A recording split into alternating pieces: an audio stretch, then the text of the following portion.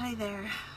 In the last week since my day 17 update, I've been learning that people have been struggling trying to understand what it is that I'm asking for and why it is that I'm doing this. So I want to summarize my intentions here for people who don't have time to visit the website, or for those who only have a few moments to spare. I'm on a human rights hunger strike advocating for a public inquiry into the effectiveness of the systems that are supposed to be protecting our constitutional and human rights in Canada. The available statistics show that these administrative systems only offer false promises of protection and are not actually doing much of anything at all. For example, the Nova Scotia Human Rights Commission denies over 99% of human rights complaints submitted to them. And the Nova Scotia Labour Board, the board that's supposed to hold union officials accountable for the representation of members in human rights cases, has even worse statistics. Those statistics show that our Nova Scotia Labour Board has never actually granted a union misrepresentation complaint.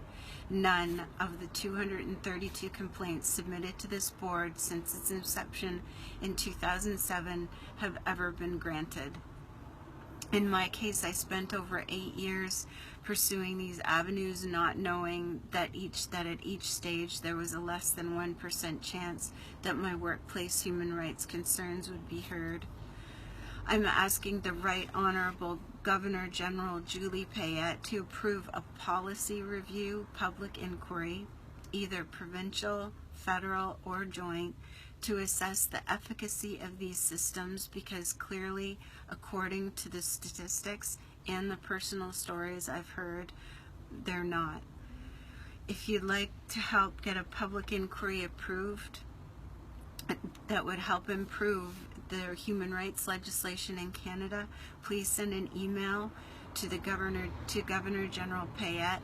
Her email should be attached to this video, and along with a form letter with contact information for Governor General Payette and the Lieutenant General of Nova Scotia, Arthur LeBlanc, to make it easier for you to forward your concerns.